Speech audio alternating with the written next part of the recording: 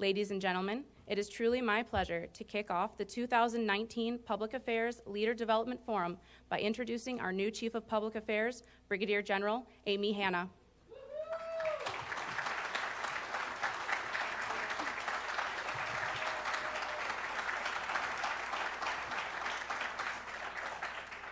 Wow, it's great to see everybody here this morning. I hope everyone got an early start up and doing PT. I know several of you are excited to do that. So it's a great day to be a PAO and to be an Army communicator. I'm Brigadier General Amy Hanna. It's my honor to welcome you to the 2019 Public Affairs Forum. Together, we are going to shape Army communications for the future. Are you ready to get after it? Whoa. Do I hear a Go Army? All right, how about an Army Strong? Army Strong. All right, it's great to see you. Truly, this is a very special forum for me. As I look out over the audience, I can remember times that I've sat with you over multiple decades, sitting among you to learn and expand my skills by engaging with military and industry leaders as they describe the best practices in communications for our industries and for our military. I hope this forum offers you the same return on investment that it has for me over the years. You know, we used to call this the WPAS, the Worldwide Public Affairs Symposium. When we reinitiated this a couple years ago, we decided that we think we should change the name. So we changed it to the Public Affairs Leader Development Forum. And it truly is a great forum. It's a great way to connect. This year we chose the theme of shaping communications for the Army of 2028. While that may seem a bit far in the future, I'm reminded of the great one, Wayne Gretzky, who once said, "I skate to where the puck is going to be, not where it's been." Now, my 15-year-old nephew, who's a hockey player and a future soldier, so he tells me, I'm excited to see this as he gets a couple more years under him. He's the kind of person I think of when I think about the framework that we are operating in today, and I think of where we need to be going in the future. He and tens of thousands of others will operate in that framework that we take a hold of and we shape for that future as they join the Army team. So let's make it matter today for us and for them for the future. The future is why we've gathered some of the top talent in our field to discuss the challenges that we see on the horizon in the public affairs community. Many of you have been here for decades, for years, and many of you are just starting. When we were churning out, I think back on when we were churning out press releases on typewriters, faxing them, and actually having email integrated into our offices. Who can remember that? I definitely can. I remember someone, actually a major in our media relations division looking over at me and saying, "Hey partner, come on over here." Some of you may know who I'm talking about, who tell me how to send this email, how to do this attachment.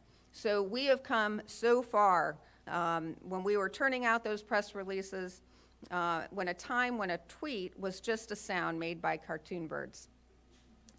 But public affairs has adapted and times have changed and our force has changed along with those times. Our operational Army has changed and so has our headquarters of the Army. We're finding new ways to tell that Army story, doing what's most important and doing what we see, and it's truly recognized by our commanders as one of the most hard jobs in the Army. How and how often we communicate is a priority for our Army senior leaders. And we can all look forward to having them share their views on the communications enterprise and Army communications. I'm especially excited about hearing from the Secretary of the Army later this afternoon and to hear from the Vice Chief of Staff next week, later this week, tomorrow. We'll be discussing a lot during this forum, but I want to start with sharing some of the top priorities that we have for our career field. I've only been in this position less than a month, and I think this is a great way to start off, to have that discussion, to communicate where our senior leaders see us going, and to continue to take that on a path forward. First of all, we need to make sure that our communications efforts are synchronized and nested within the Army communications enterprise to ensure that we support the Secretary and the Chief's priorities. We will discuss communication synchronization throughout the forum, and we'll have the opportunity to provide input to the Army's annual communications plan. This plan is extremely important. It is scoped at the HQDA level, but we hope that it will provide a framework for you, for your commands, because that is truly going to be an important element as we move forward in our career field. The second priority is the professional development of the public affairs force. How do we assess? How do we recruit new PAOs? How do we shape the training? And how do we educate Army communicators and commanders for today's communications environment? It's up to us to bring that education into our battle staffs and into our command teams as we help shape their communications plan for their units and nested with ours at HQDA. I believe we need to fully leverage how we assess PAOs into the Army, and I'm going to make that a priority. We have different ways that we can pull those levers to come in, so we're going to be taking a hard look at the authorities and the capabilities that we have for that for the future. We all recognize that the information environment has changed, and that requires new innovations and new tools as well. That's why our third priority is a review of those tools and doctrine for how Army PAOs best fit into the new multi-domain operations concepts. And that will be guiding our path forward. As things get faster, the speed and agility of us as we integrate with these new formations are going to be critical in making sure that we are scoped as that new doctrine forms and those new organizations form as well. With those priorities in mind, this forum provides a great professional development opportunity and a platform to talk about those products and topics. Learning how we can improve our capabilities and effectiveness helps us in our careers. It strengthens our communication skill set and prepares us as we build public affairs readiness and modernize our tactics to tell the Army story to audiences across the globe. To do this, we have to have a plan and a way forward strategically. As we move down this path, telling the Army story with one voice becomes even more important. Synchronizing our messages across platforms, the Army ensures that our message is clear, it's consistent, and it's in concert. It prevents confusion and misinformation, and it's especially important as the media space evolves.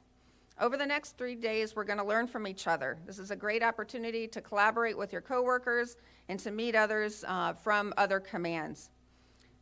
As I've gone through these forums too, it's been a way for me to reconnect with those I rarely see. I have a million phone friends, and to really see someone face to face, it's really important. And that interaction can provide input as well to our leadership as they come and they hear from you in that dialogue and in those discussions. We have public affairs officers here from Europe, from Korea, from Hawaii, and from installations across North America. It will take all of us, officers, NCOs, and civilians, to prepare and pave this path forward. And I'd like to reflect on some of the accomplishments of our public affairs professionals deployed stateside and working at our installations. On the screens are a few examples and some of the Keith L. Ware Award-winning photos of our PAOs in recent operations. In the past few months, our PA professionals at IMCOM have been working closely with local communities. At Camp Zama, residents worked with Japanese volunteers to clean up the Sagami River and a local park for Earth Day. Across the world in Germany, Ansbach's environmental office was working with its local community in a similar Earth Day project with American and German school children who joined together at Soldiers Lake on Erlass to learn about water quality. Our public affairs officers stationed there told that Army story to promote the work we're doing in our local communities and to be good neighbors.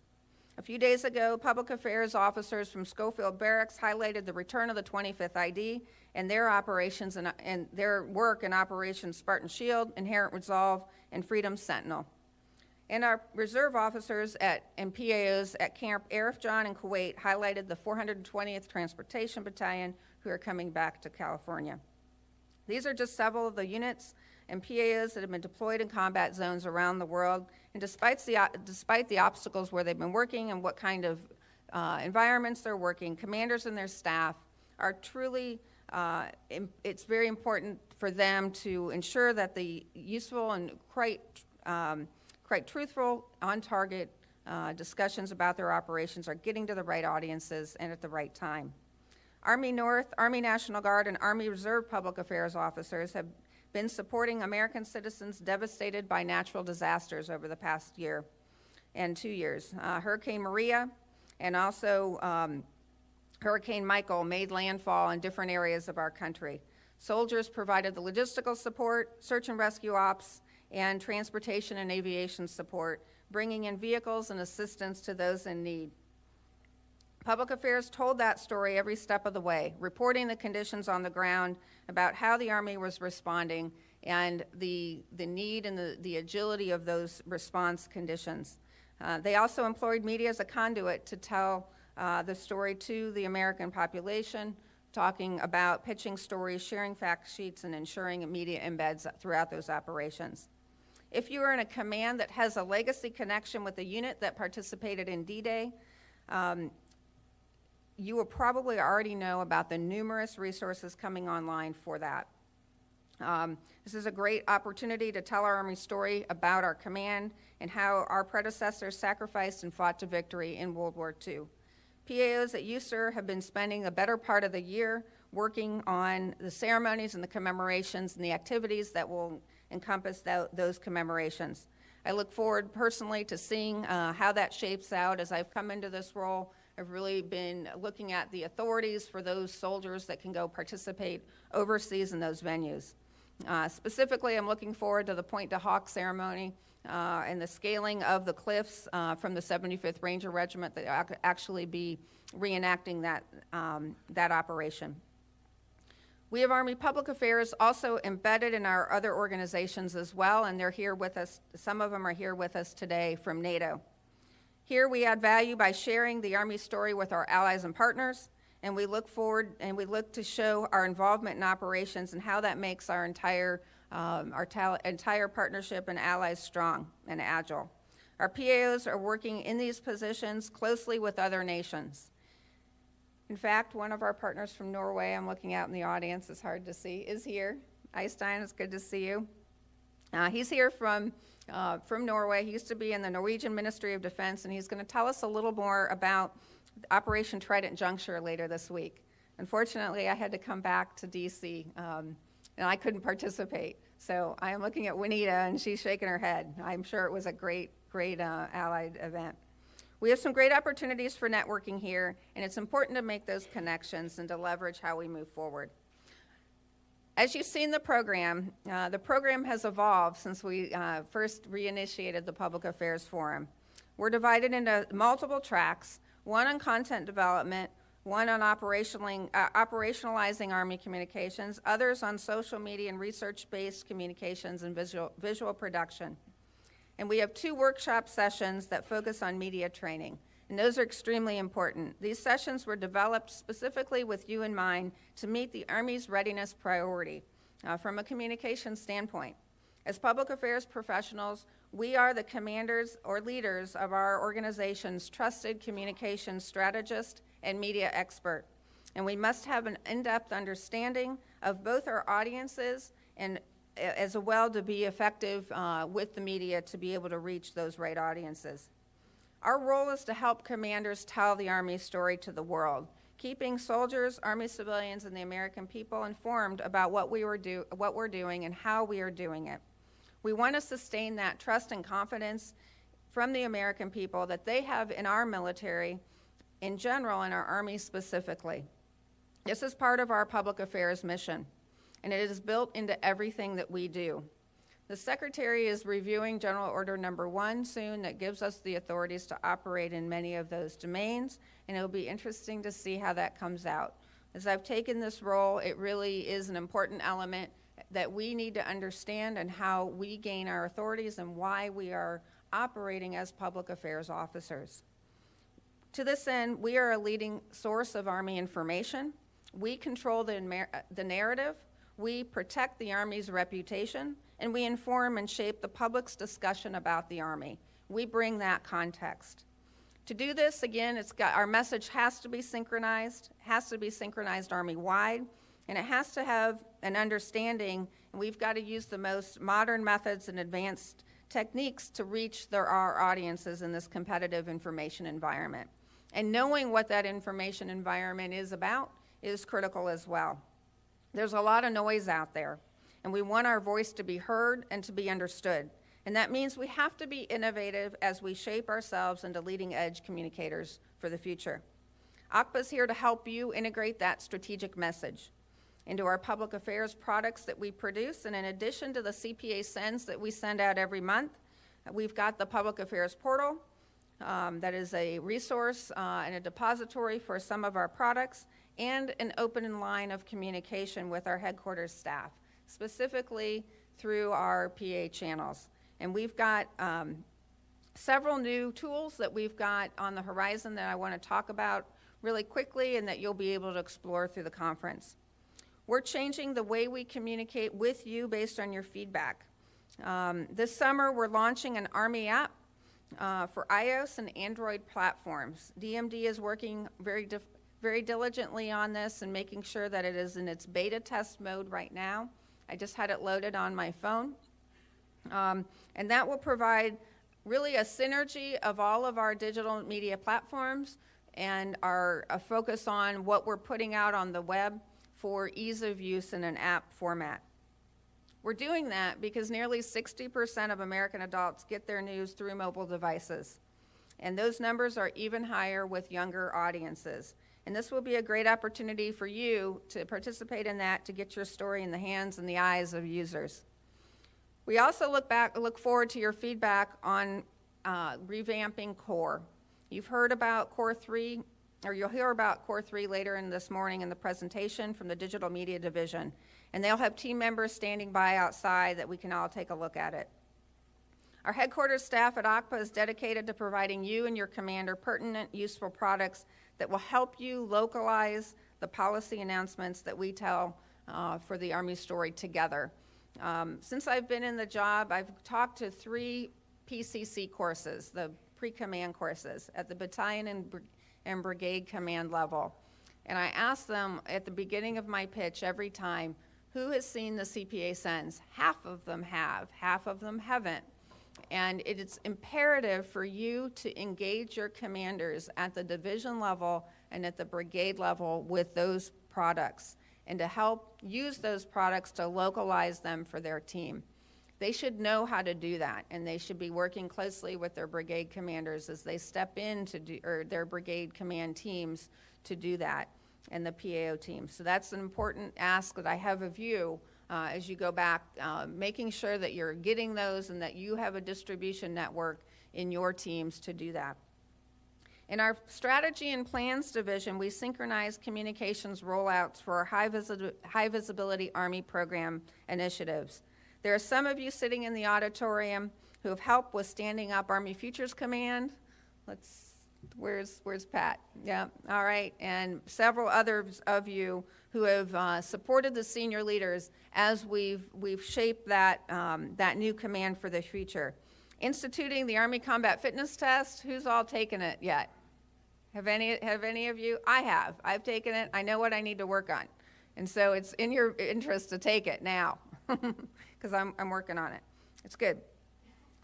Synchronizing the rollout of the personnel policy updates that we have several initiatives that have been announced over the past several months, and we're looking forward to about 4 more initiatives that are really important to be able to bring our family teams together. Those products are coming out to you from the CPA sends, and it gives you a tailored overview of the current initiatives in our strategic messaging. Our outreach division is our liaison office between an Army internal communications and the public, and we support the leadership's messaging priorities and the Army priorities in the sessions enterprise across America. Outreach has really expanded their role and their view in that effort. And they put an enormous amount of energy into connecting with the sessions and expanding the Meet Your Army initiative, and that's been really successful to reach potential influencers in areas and ways that we haven't focused before. Our Media Relations Division is our vital role to execute that overall strategy to the media. They're the belly button in the Pentagon for the Pentagon Press Corps, and they're the press call center for breaking news. We actually had a little huddle this morning on an initiative on a series of queries that are going on right now. They set the stage for key engagements for AUSA's meeting coming up in October, and they leverage over 100 media outlets that attend that event. They also coordinate with you to make sure you're represented there to tell the Army story, especially when you look at this region here around the Pentagon and the DC environment. That's important for your connection to us and through that platform. As we look forward to the future, we've got some initiatives that will shape and modernize our PAO community in our public affairs proponency lane. And APAC has been a forefront of these initiatives. They have teed up some hard work and some deliberate decisions that I look forward to talking with some of the senior leaders here, and I look forward to hearing from the Secretary's view later on today on those initiatives. Speaking about the best people who have been here and who are here in the room with us, we have about 3,000 communicators across our Army, in our Army of 1 million people. You were chosen to be part of that because you are one of the best professionals in our career field. And the Army leadership has entrusted you to serve as the master communicators for our units and to share their priorities and shape our commanders' priorities. So to sustain that tempo and remain competitive in the evolving profession, we've got to embrace a lifelong learning attitude and to be committed to our professional development. And this event provides just that. It was strategically designed to provide professional and leadership development. The networking you will do here will bring readiness back to you as communicators and also back to your commands. We expect you to take what you learn here from this forum back to your field so that you can share it. Before I came over to OCPA, I was able to visit 8th Army and USFK, and really they had a similar forum at their level, coordinated with the ROC Army, and it was quite amazing to see the synergy and the work that they're doing. And that is something that I really want to encourage all of you at the clusters of where we're at to continue to have this professional development. And the other thing that I would ask is that you take a look at your unit public affairs programs, and we're going to be rolling out some marketing initiatives and some to really reach those that have heard about public affairs, that want to know more about public affairs, so that we can collaborate and bring them in. And it's part of our responsibility as PAOs to do that, to identify those that are going to be our future communicators. But it's also important to talk to our commanders, because the commanders can help frame and highlight who those people should be and bring them over. And so we'll look at some of those initiatives as well. So as we move down this path together, we have a goal and we're mapping our way forward. My thanks to each of you for showing your dedication by attending the forum. It's a dynamic time for our Army, for the Army Communications Enterprise, and I'm personally excited to have you here today for what I think is going to be an exceptional professional development opportunity. You are the voice of our Army. Thank you for your service and your leadership and your hard work that you put forward every day for our soldiers, civilians, our family members, and for our Army. Go Army. Army strong. Thank you.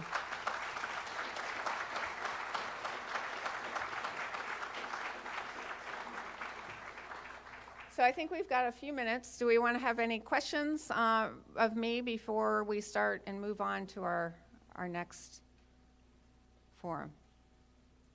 All right, anybody? Come on. I'll ask a question. Yes, thank you.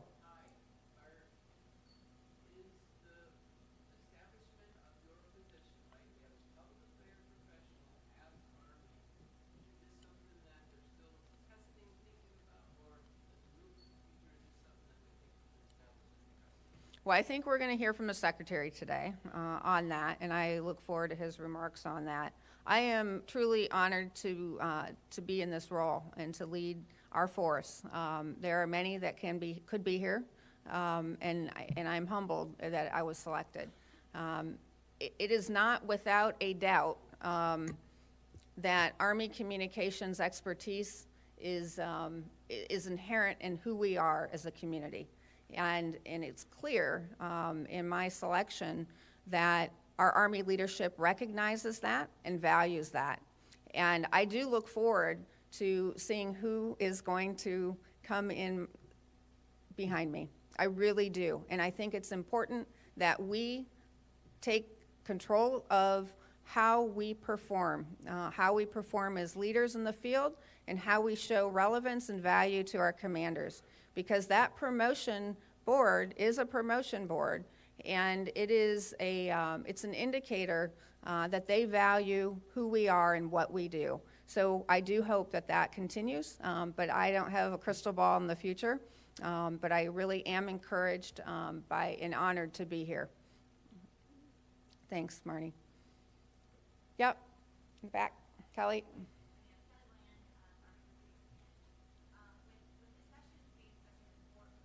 Of what is happening in the Army right now and being a priority. Oh, get a microphone. With the sessions being a priority for the Secretary right now, how do you see the public affairs enterprise integrating with marketing to help move forward with the sessions? Yeah, that's a great question. Thanks. I was really fortunate to come back from NATO. It was hard to leave NATO. NATO's been great. She was awesome in the transition, but it was great for me to go to Army Marketing and Research Group for several months. And in that experience, I really saw, and it opened my eyes to marketing techniques and marketing strategies, and where the reform efforts for our sessions community is moving to. And there are, without going into the details of that, there's a way forward, and I'm encouraged by that way forward. When you look at branding and you look at our communications enterprise, we all swim in that same space. We as public affairs communicators have equity in that space, and it's important to understand that larger brand narrative, and it's important to understand the marketing sessions brand narrative, which is a component of that larger strategy. And being able to integrate how that view is not only in our messaging, in our brand narrative, but also in our visual information space. And the visual information graphics that we have and that we use on a regular basis are based on our brand strategy and our marketing strategy, and that's critical. And so we as communicators need to learn about that, need to understand it as we move from our previous marketing our ad agency to the new ad agency and seeing what's going to come in that space. We have equity in that, and we need to be paying attention and be part of that. I look forward to seeing how that rolls out. I know they're doing a transition right now, and that we'll stay tuned to that. How we work in the sessions community, you know, in the reform efforts, there's a task, the sessions task force, and it's really been a matrixed organization that has brought together several different organizations that are out there, and we've had maybe 4 iterations of our fusion board that we meet with every quarter, maybe 3 iterations by now. But we're identifying elements that are out there operating across across the states, really, and they're doing their lane and bringing the equities and fusing their efforts together into a holistic plan has been pretty amazing. And so as we get better at that, that will, I think, also shape how we do that in messaging and how we do that in the digital domain.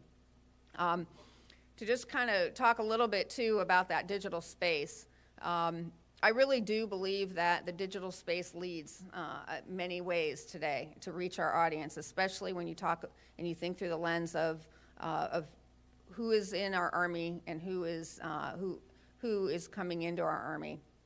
And the age demographics of that audience is important. And so that digital space is a critical component to framing and shaping that strategy. And whether it's paid media, which is our advertising lane, or whether it's earned media, it all ends up together. and it all swims in that space. So we have to understand those equities. We have to understand the vulnerabilities, because when you have awareness, which is broad what we do and what outreach does in many ways, there is a funnel, though, to the recruiting accessions lane. And that funnel means marketing, it means advertising, and it has a different connection at different areas in that funnel as to how you attract or recruit and retain a soldier. So that's an important piece of how we frame the move forward with the new agency. Thanks for that question, Kelly. Any other questions? Okay. So I look forward to today. I'm going to go ahead and exit here. Where's my moderator? All right, you're here. All right. So again, I just want to say thanks for coming. I know it's hard to leave your commands and hard to take time away. I do want to encourage you to take back what you've done here and have small mini OPDs with your units. I am more than happy to try and get out of the building, though it will take me some time probably to be able to do that, but I look forward to doing that, and I look forward to joining your team. So as you scope out your forums that you'll hold in your areas, reach out to my team so that we can possibly engage Sergeant Major Bobby, Eric Bloom from the headquarters team are always there to help shape and frame those discussions with you, and I look forward to doing that as well. So thanks a lot.